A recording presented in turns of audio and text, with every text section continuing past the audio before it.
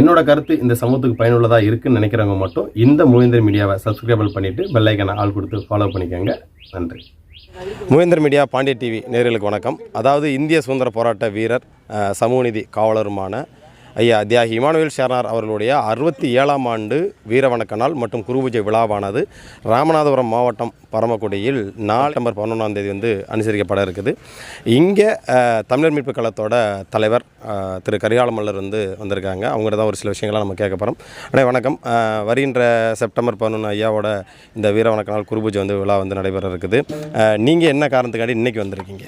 இல்லை, பொதுவாக தேவேந்திரர் பண்பாட்டுக் கழகம் ஐயா தியாகி இமானுவேல் சேகரனுடைய 67வது நினைவேந்தலை சீரும் சிறப்புமாக பெருமையாக பேசக்கூடிய அளவிற்கு வேலை திட்டங்கள் சிறப்பாக இந்த இடத்துல நடந்துக்கிட்டு இருக்கு. அண்ணன் பரம்பை பாலா அவர்களை சந்தித்து அவர்களுடைய வேலை திட்டத்திற்கு துணையாக இருப்பதோடு மட்டுமில்லை, அவருடைய வேலையை சிறப்பாக செய்கிறார் என்ற நோக்கோடு அவருக்கு ஒரு நன்றியை தெரிவித்து, அதே நேரத்தில் பரமக்குடி பகுதியில் ஐயா தியாகி இமானுவேல் சேகரனுடைய 67வது நினைவு தினம் எப்படி வேலை திட்டங்கள் இருக்கிறது, கள சூழல் என்ன என்பதை ஆய்வு செய்வதற்காக நம்ம வந்திருக்கோம். ஏன்னா இன்றைய காலகட்டத்தில் ஐயா தியாகி இமானுவேல் சேகரனுடைய அரசியல் வாழ்வை வெறும் 5 ஆண்டு காலம். அந்த 5 ஆண்டு காலத்தில் அவருடைய இந்த ஒட்டுமொத்த தமிழ் சமூகத்தில் தொடுக்கப்பட்டுள்ள அந்த தீண்டாமை கொடுமை, ஒடுக்குமுறை, அடக்குமுறை இதெல்லாம் அந்த காலகட்டத்தில் எதிர்த்து களமாடி, சுருக்கமாக சொல்லப்போனால் பார்த்துட்டிங்கன்னா, தனி ஒருவன் பெரும் படையை கொண்டு ஒருவனை அளித்தால் அந்த இடத்தில் அவர் தலைவனாகிறார். அதே பெரும்படையை தனி ஒருவனாக எதிர்த்து நின்று களமாடி வீழ்ந்தால் அவன் இறைவனாகிறான். எல்லாம் இங்கே தலைவனாக இருக்கும் பொழுது ஐயா தியாகி இமானுவேல் சேகரன் இறைவன் இமானுவேல் சேகரனா அறியப்படுகிறார். புரிஞ்சிட்டீங்களா? அப்போ இது அவருடைய இறப்பு என்பது ஏதோ ஒரு சதியில் நடந்துருச்சு, ஏதோ யதார்த்தமாக நடந்ததெல்லாம் அல்ல. பாளையப்பட்டுகளுக்கும் பாண்டியர்களுக்குமான இது போர் வெவ்வேறு காலகட்டங்களில் வெவ்வேறு பார்வையாக சொல்லப்படுகிறது. முதல்ல கலப்புரர்கள், பிறகு பார்த்துட்டிங்கன்னா விஜயநகர பேரரசு, பிறகு பாளையப்பட்டு ஆட்சி, பிறகு மிட்டா மிராசு ஜமீன்தார்கள், பிறகு வெள்ளக்காரன், பிறகு இந்திய சுதந்திரம், பிறகு அதற்கப்புறம் அதே கூட்டம் அப்படியே திராவிடமாக நிற்கிறான். அப்போ இந்த கூட்டங்கள் ஒரு 2000 ஆண்டுகளுக்கு மேலாகவே ஒரு பாண்டியர் குடிகளை வீழ்த்தணும், அவர்களை அரசியலாக அவர் எழுந்து வரும்போதெல்லாம் இங்கே கொலைக்களமாக்கப்படுகிறது, கொலைகள் அரங்கேற்றப்படுது. அப்போ இந்த இடத்துல மீண்டும் இன்றைக்கி சிக்கல், இந்த நத்தம் புறம்போக்கு ஊர் சாவடி வந்தவன் போனவன் அத்தவன் அலைஞ்சவனுக்கு பிறந்த நாய்கள்லாம் இமானுவேல் சேகரனை குறையாக பேசிக்கிட்டு இருப்பேன். இல்லை, அவர் வெட்டுப்பட்டு இறந்தவர். நான் என்ன சொல்கிறேன், வெட்டுப்பட்டு இறந்தார்ல, சரி. அப்போ வெட்டப்பட்டவன் யாருன்னு பேசுவோமா? உட்காந்து வெட்டப்பட்டவன் யாருன்னு பேசுவோமா? அதை நல்லா புரிஞ்சுக்கணும். புரிஞ்சுட்டீங்களா? இமானுவேல் சேகர் அவராக அறுவாள் எடுத்து மேலே மேலே வெட்டிக்கிட்டாரா? உட்காந்து பேசினா நாரி போயிடும். இல்லை, இன்னைக்கு மலர் மலர் இமானுவேல் இமானுவேல் சேகரன் ஐயாவுடைய கொலை வழக்கில் இந்த தலைமுறைக்கு அடுத்த தலைமுறைக்கு நம்ம நகர்த்தி போகக்கூடாதுன்னு நம்ம விரும்புகிறோம். புரிஞ்சுக்கிட்டியா? இன்னைக்கு தலித் அமைப்புகள் என்ன விமர்சனம் வைக்கிறான்னா, ஏப்பா கொலை செய்யப்பட்டவனுக்கும் போகிற, கொண்டவனுக்கும் போகிற அப்படிங்கிறான், கொலைகாரனுக்கும் போகிற, கொலை செய்யப்பட்டவனுக்கும் போகிற. அப்போ இந்த இடத்துல நீங்கள் என்ன தத்துவத்தில் போகிறேன்னு கேட்குறீங்களா? அதெல்லாம் நம்ம முறியடிக்கிறோம்ல. பிறகு அதே குடியில் ஒருத்தர் மன்னருக்கு தான் எடுக்கணும், வெட்டுப்பட்டவனுக்கு எடுக்கக்கூடாதுன்னு எந்த மன்னர்? அது மன்னர்னா என்ன பொருள், அதை பேசு. நீ முதல்ல இளைஞர்களுக்கு சொல்லிக் கொடுறீ.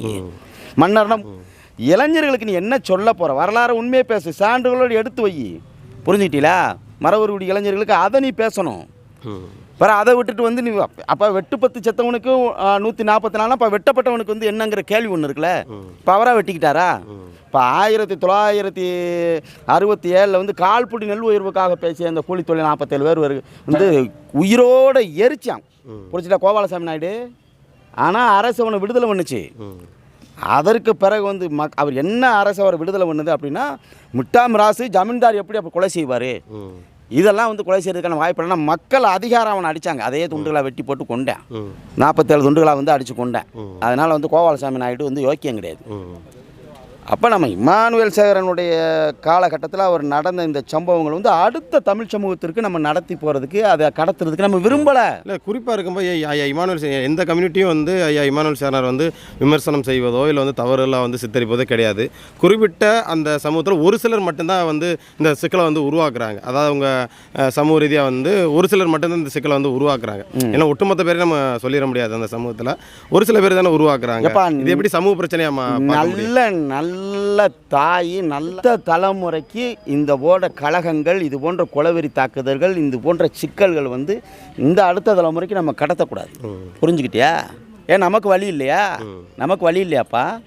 கடத்தக்கூடாது.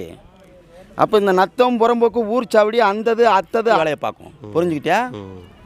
அதோட தம்பி ஒன்றும் வரலாறு பேசுனா நீ எவனாலும் பேசிட்டு போய், எங்களுக்கு அதை பற்றி ஒன்றும் இல்லை. நீ வரலாறு பேசுறியா, வாழ்வியல் பேசுறியா, என்னன்னாலும் பேசு, எங்களுக்கு அதை பற்றி இல்லை. எங்கள்கிட்ட கேள்வி வைக்காத. எங்கள்கிட்ட கேள்வி வைக்கிறேன்னா எங்களுக்கு நேராக உட்காந்து விவாதிக்கிறதுக்கு உனக்கு திராணி இருக்கா? இல்லை உன் தம்பி நொம்பின்னு பூரா இந்த சின்ன பையன் ஊரா வந்துட்டு பேசிகிட்டு இருக்கல, அவனு வர முடியுமா? உன்னோட ஆஃபீஸ் தானே இப்போ தினேஷ் மல்லருடைய மூவேந்தர் மீடியா, நம்மளுடைய அலுவலகம். அந்த அலுவலகத்தை தம்பி நொம்பி இருக்கிறவன் அத்தனை பேர் வந்து பேச வேண்டியதானே? எப்போ நான் என்ன சொல்கிறேன், இந்த ஐயா இமானுவேல் சேகரனுடைய வாழ்வியல் வரலாற்றை வந்து எப்படி நாங்கள் கொண்டுட்டு எடுத்து செல்கிறோம் அப்படிங்கிறது எங்களுக்கு தெரியும். எடுத்து எப்படி கொண்டுட்டு போகணும்னு எங்களுக்கு தெரியும். அடுத்த தலைமுறைக்கு எப்படி நகர்த்தணும்னு எங்களுக்கு தெரியும். புரிஞ்சுக்கிட்டியா? உன்னை யாரும் அழைக்கிறோமா? இல்லை தமிழ் சமூக ஒற்றுமை பேசுகிறது வந்து மொழி வரைக்கும் பிணைஞ்சுதுங்கிறதுக்கு பேசுகிறோமா? அதெல்லாம் கிடையாது. புரிஞ்சுட்டியா? அப்போ நம்ம என்ன சொல்கிறோம், பிடிக்கல விலகி போயிரு, நீ விலகி போயிரு. எப்போ தன்னின பகையாக இருந்தாலும் சரி, படையெடுப்பாக இருந்தாலும் சரி, ஒன்று குத்துப்பட்டு சாகணும், இல்லைன்னா வெட்டுப்பட்டு சாகணும். இதானே போர்? இதானப்பா போர்? அப்போ மாற்றானுடைய படையில் வந்து வீழ்ந்தாலும் வந்து வாள் எடுத்து நெஞ்சை பிளந்து குழியில் வந்து பிதைக்கிறதானே நம்மளுடைய மரபாக இருக்குது. அப்போது ஒவ்வொரு இறப்புக்கும் வந்து ஒரு காரணம் இருக்கும். இதெல்லாம் அடுத்த தலைமுறைக்கு கடத்த விரும்பலை. இதெல்லாம் வந்து அந்த சமூகத்தில் உள்ள தலைவர்கள் எவனும் கண்டித்ததாகவும் நமக்கு தெரியலை. ஏன்னா ஒரு தரங்கட்டமாக ஒரு கீழ்த்தரமாக ஒருத்தன் பேசுகிறேன், இதை கண்டிக்கணும்னு யாருக்கும் இல்லை. புரிஞ்சுக்கிட்டீங்களா? பூரா இங்கே வந்து உதட்டளவு தான் எல்லாருமே. அதை பற்றி ஒன்றும் இல்லை. அடுத்த தலைமுறைக்கு ஐயா இமானுவேல் சேகரனுடைய படுகொலையை நாங்கள் வந்து எடுத்து செல்றதுக்கு தயாராக இல்லை. அவர் இறைவனாயிட்டார், எங்களுக்கு தலைவனாயிட்டார். அவர் வணங்குறோம், நம்ம வர்றோம். பரமக்குடி வீதியில் வந்து ஐயா தியாகி இமானுவேல் சேகரனுடைய 67வது நினைவேந்தல் என்பது சீரும் சிறப்புமாக சரியாக நடக்கும். இளைஞர்கள் வரும்பொழுது மற்ற சமூகங்களை புண்படுத்த முடியாகவோ கோஷங்களவோ யாரும் எழுப்ப வேண்டாம். அதை யாரோ ஒருத்தன் பேசிட்டாங்கிறதுக்காக வந்து இன்னொரு சமூகத்தை வந்து ஒட்டுமொத்த மரவர் சமூகத்தை நம்ம எதிரியாக பார்க்கக்கூடாது. இன்றைக்கி நம்மள்கிட்ட நண்பராக உறவுகளாக மரவர் சமூகங்கள் இருக்காங்க. அடுத்த தலைமுறைக்கு கல்வி வேலை வாய்ப்பில் உயர்ந்து போயிட்டாங்க. அடுத்து வந்து ஒரு சுமூகமான கால சூழ்நிலைகள் இங்கே உருவாயிடுச்சு. அதை மீண்டும் மீண்டும் மீண்டும் வந்து பதம் போட்டு நம்ம வந்து எழுப்பக்கூடாது. அது நல்லா இருக்காது. அதனால் தமிழர்களாக வருவோம், எல்லாரும் வர்றதுக்கு உரிமை உண்டு, போற்றுவதற்கு கடமை உண்டு, நம்ம பண்ணட்டும். அதே நேரத்தில் இளைஞர்கள் ஒழுக்கமாகவும் அறிவாயுதமேந்து பட்டியல் வெளியேற்றம் என்ற முழக்கம் என்ற கோஷத்தோடு எல்லாருமே வாங்க. ஏன்னா இத்தனை இடையூறுகள், இத்தனை சிக்கல்கள், இத்தனை அநீதிகள், இத்தனை அக்கிரமத்துக்கு காரணம் இங்கே என்ன நடக்கு அப்படின்னா நம்ம பட்டியலில் இருக்கிறதுனால இது நடக்கு. ஆதி திராவிட நலத்துறை தவிர ஏதாவது நலத்துறை நமக்கு உண்டா? தனித்தொகுதியை தவிர்த்து எந்தாவது ஒரு இடத்துல ஒரு சட்டமன்ற உறுப்பினர், ஒரு பாராளுமன்ற உறுப்பினர், ஒரு பொது தொகுதியில் நமக்கு இடம் இருக்கா?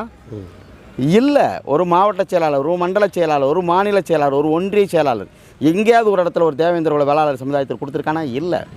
அப்போ இவனுக்கு இலவச ஓட்டு வங்கி, இவனுக்கு வந்து இலவசமாகவே எல்லா ஓட்டுகளும் வாங்கி அதிகாரத்தில் உட்கார்றதுக்கு வந்து இவனை தாழ்த்தப்பட்டவனாகவும் ஒருத்தனை மேல் சாதியாகவும் ஒருத்தனை கீழ் சாதியாகவும் கட்டமைக்கப்பட்டு முட்டி மோத விட்டுட்டு இந்த காலகட்டத்தை நம்ம மாற்றி நிற்கணும். ஒரு இடத்துல நம்ம அதிகாரத்துக்கு வரணும்னா இந்த பட்டியலேருந்து வெளியில் போகணும். அதுக்காக இளைஞர்கள் வரும் உறவுகள் வந்து பட்டியல் வெளியேற்றமே வந்து மருதநல மக்களுடைய விடுதலை என்ற முழக்கத்தோடு எல்லாம் வாங்க. ஐயாவுக்கு வீர வணக்கம் செலுத்துங்க. எந்த சமூகத்திற்கும் எந்த சிக்கலும் எந்த மன உளைச்சலும் இல்லாமல் நம்மளுடைய கூட்டத்தை முடிப்போம். நன்றி.